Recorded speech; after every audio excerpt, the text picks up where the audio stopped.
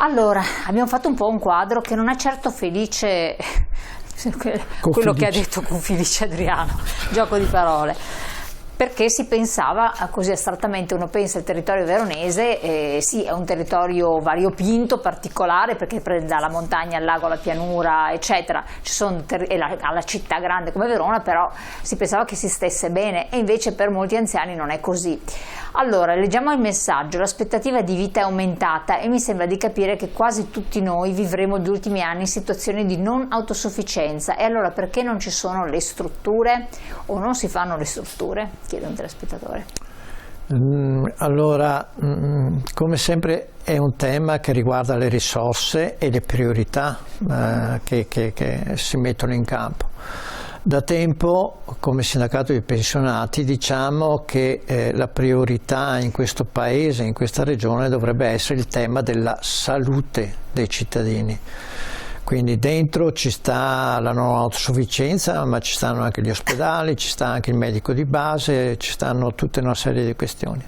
Ora, se questa è la priorità, non una delle priorità da affrontare, ovviamente bisogna mettere in campo le risorse, quindi prioritariamente le risorse a disposizione vanno messe là, non vanno messe da altre parti, punto, non si deve fare altro, e se non bastano si devono andare a reperire laddove ci sono le risorse, la metto così, perché non è possibile che poi alla fine chi paga è chi non ha i soldi a disposizione per non riuscire a pagarsi la casa di riposo piuttosto che una visita medica, perché sta succedendo anche questo nel nostro paese. Infatti questo è molto grave. Un altro messaggio: statisticamente quanti sono gli anni o mesi medi di non autosufficienza? È complicata. Quando noi parliamo di non autosufficienza parliamo di tantissime cose, quindi dipende dalle patologie che una persona ha. Ovviamente più patologie ha, più cronica è una persona, più malattie croniche è una persona, meno anni di aspettativa ha di fronte. Dopo dipende, ripeto, non c'è un indice, una vita media per il non autosufficiente, ripeto, dipende da quante patologie croniche uno ha. Poi c'è anche un aspetto che magari una persona è in qualche modo non messa così male con gravi patologie, però è difficile che possa restare a casa a cucinare, a prepararsi il letto, a andare a fare la spesa, a muovere, magari si muove con il supporto di una sedia a rotelle oppure di un passeggino, però ha bisogno di tutto l'aiuto necessario, perché magari essendo magari anche novantenne potrebbe cadere, potrebbe aver bisogno di tante cose è chiaro che per vestirsi. È chiaro che ovviamente da solo è più complicata se non si ha a disposizione attrezzatura, strumentazioni o persone che assistono o strutture che assistono queste persone. Ovviamente avendo a disposizione strutture piuttosto che assistenza domiciliare, piuttosto che assistenti familiari o parenti, la vita si allunga, perché vuol dire che uno è seguito, è curato. Nell'attimo in cui uno è da solo è molto più complicata la vita, anche in termini di aspettativa di vita, naturalmente. Per la solitudine uccide, certo. Poi tra l'altro, anche questo è un altro aspetto. Tornando a noi, segretario, comunque sono sempre molto interessanti gli stimoli che ci date voi telespettatori. Posti letto per anziani non autosufficienti, era quello il tema di cui stiamo poi sostanzialmente parlando, perché quando una persona ha queste difficoltà ha bisogno di un supporto familiare dove esiste, e non diamo per scontato che da qua in avanti ci possa essere sempre indiscriminatamente ovunque. Quindi ha bisogno di una struttura. Vediamo un po' la slide, la 4, che cosa ci dà come numeri? Sì, allora Adriano ha introdotto un po' la questione dicendo che per entrare in casa di riposo, nei centri servizi, solo nel territorio veronese ci sono se non ho capito male, 1700 persone che stanno aspettando per entrare in casa di riposo. Ora significa che la disponibilità di posti letto per non autosufficienti è insufficiente rispetto al bisogno.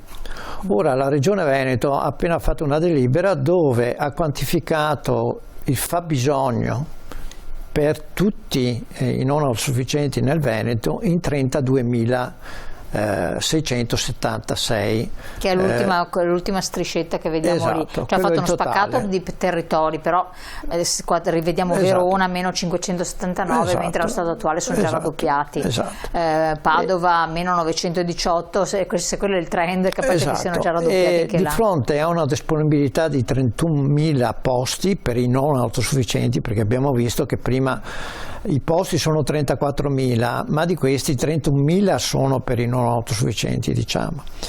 Una differenza c'è già oggi di 1.245 posti che dovrebbe essere per coprire il fabbisogno che prevede la Regione, quindi bisogna quanto prima, come dire, coprire quei posti là e quindi aumentare i posti nelle strutture per i non autosufficienti. Quindi abbiamo un problema di ricettività e di fabbisogno, insomma, di posti letto.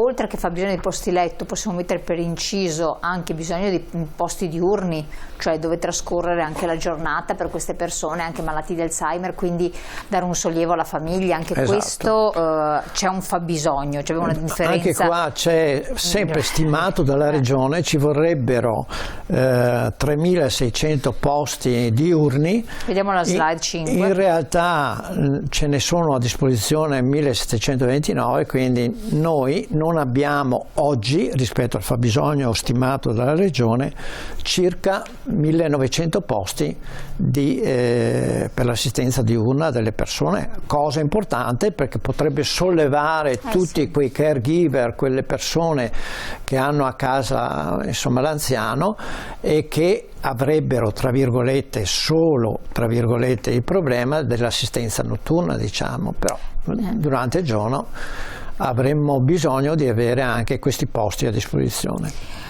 Poi c'è un altro dato che comunque merita un'osservazione, perché ci sono gli standard di personale, vuol dire che è stato stabilito che 1.043 minuti medi per ospite a settimana possono essere dedicati. Questo dove? In che termini? Allora, quindi abbiamo parlato adesso di posti, di strutture. Sì. Poi vicino alle strutture naturalmente c'è bisogno del personale per assistere le persone che sono in queste strutture. Ora la Regione ha recentemente modificato gli standard di personale, cioè il rapporto tra infermieri, tra coordinatori, tra medici e quantità di ospiti. Questo nelle strutture o negli ospedali? Questo nelle strutture, nelle case di riposo, nei centri di servizio. Va bene. Prima c'era una delibera che fondamentalmente quantificava il numero di personale in base al numero degli ospiti. Questa nuova delibera fondamentalmente invece ha quantificato i minuti di assistenza che secondo la Regione sono necessari per assistere una persona all'interno dei centri servizi. Quello che si è verificato, noi ci aspettavamo che rispetto all'aumento delle patologie tipo la demenza senile e via dicendo, ma anche altre patologie croniche che hanno bisogno di più assistenza infermieristica, di più assistenza sociosanitaria, ci saremmo aspettati che la Regione intervenisse aumentando i minuti di assistenza per queste persone, ovviamente. Questo non è successo, addirittura hanno fatto un'operazione dove i minuti di assistenza diminuiscono rispetto al passato. Quindi noi in questa situazione, oggi ci troviamo in questa situazione, non abbiamo sufficienti posti per i non autosufficienti, ce ne vorrebbero di più, l'abbiamo visto prima. Il personale non è e ci vorrebbe più personale di quello che addirittura dice la Regione Veneto. Quindi abbiamo anche qui una slide interessante, un esempio che avete fatto dei nuovi standard, esatto, che ci fa capire che la riduzione complessiva degli standard minimi di servizio è di 46 ore a settimana, è stato ridotto, giusto? Allora, e quindi nella slide 7 praticamente vediamo che ci sono anche qui delle mancanze, come lei sottolineava. La slide successiva vediamo fondamentalmente che allora si è ipotizzata una struttura, una casa di riposo con 120 posti letto, e abbiamo quantificato il minutaggio secondo gli standard che ha previsto la Regione. Abbiamo messo a confronto quelli vecchi con quelli nuovi e, come si vede, si evince insomma da questa slide, diminuiscono fondamentalmente 23 minuti per ospite in una settimana. Se noi li rapportiamo a 120 posti, 120 ospiti, vuol dire 46 ore in meno alla settimana. In particolare, come si può notare da questo, diminuisce l'assistenza da parte degli infermieri, si aumenta quella degli operatori sociosanitari, però si diminuisce quella degli infermieri, quando invece ci sarebbe bisogno di molta più assistenza da parte degli infermieri per le cose che abbiamo detto fino adesso, insomma. Certo. Abbiamo più patologie sanitarie all'interno delle case di riposo. Poi abbiamo il discorso, che è altrettanto importante, delle impegnative di residenzialità. Sarebbe un contributo che la Regione dà per i non autosufficienti dei centri servizi, quindi sarebbe la quota sanitaria. E che cosa risulta? Che c'è una carenza? Anche qua la Regione ha modificato le regole, chiamiamole così. Fino al 2022 c'erano 2 impegnative di residenzialità, 2 contributi che dava la Regione. Uno era di 49 euro per le gravità più basse, mettiamolo così, e una di 56 euro invece per le gravità più alte. Ora la Regione cosa ha fatto? Invece di 2 impegnative, 2 tipi di impegnative, ne ha previste solo una, del valore di 52 euro. Quindi ha innalzato, diciamo, l'impegnativa per quelli che stavano un po' meglio, e ha abbassato quella invece di quelli che stava peggio. È vero che in questa maniera si aumentano potenzialmente le persone che ricevono l'impegnativa, però 52 euro al giorno sono pressappoco 1.600-1.700 euro al mese. Prima abbiamo detto, dopo lo vedremo, a quanto si aggira la retta giornaliera e mensile in una casa di riposo. Con l'impegnativa, con il contributo della Regione, va a finire che uno si paga circa la metà della retta della casa di riposo. Chi non ha l'impegnativa, perché bisogna dire che queste impegnative non vengono date a tutti. Le impegnative, la Regione ha recentemente stabilito un tetto di 30.000 impegnative, quindi chi ci sta dentro alle 30.000 bene, riceve il contributo, ma abbiamo visto che gli ospiti in casa di riposo al 2022 erano 31.000 e passa, quindi vuol dire che 1.400 persone devono pagarsi la retta intera, che si aggira tra i 2.000 e i 3.000 euro. Anche se non sono autosufficienti. Anche se hanno un punteggio uguale, identico a chi ha l'impegnativa, cioè c'è un però tetto. Non è stato aumentato, non c'è stato un aumento, un diverso. Sì, hanno aumentato appunto il numero delle impegnative, che prima erano 27.000, sono passate a 30.000, ma comunque queste 30.000 non coprono i 1.400 persone, gli altri posti che ci sono nelle case di riposo occupati, che non hanno l'impegnativa, quindi l'impegnativa ha un tetto di disponibilità. Copre l'87%, esatto, calcolato. Quindi... Esatto, quindi 1.400 persone gli tocca, anche se hanno lo stesso punteggio di chi prende l'impegnativa, si devono pagare l'impegnativa da soli. Cioè la retta piena. Ho 83 anni e vivo solo. Cosa mi conviene fare per il mio prossimo futuro per tutelarmi? Non ho figli, grazie. Una domanda complicata, nel senso che, allora, fin tanto che la persona, guardando quello che sta succedendo, fin tanto la persona è, tra virgolette, autosufficiente o ha poche patologie, rimane comunque più conveniente affidarsi alle cure di un assistente familiare, che costa meno di una casa di riposo, perché se le rette finché non è domiciliata a casa tutto il giorno, perché un assistente familiare tutto il giorno a casa, compresa la notte, poi devi pagarti le tue bollette, dare da mangiare a te, dare da mangiare anche a lei, fare la spesa, tasse e quant'altro, non ti conviene più.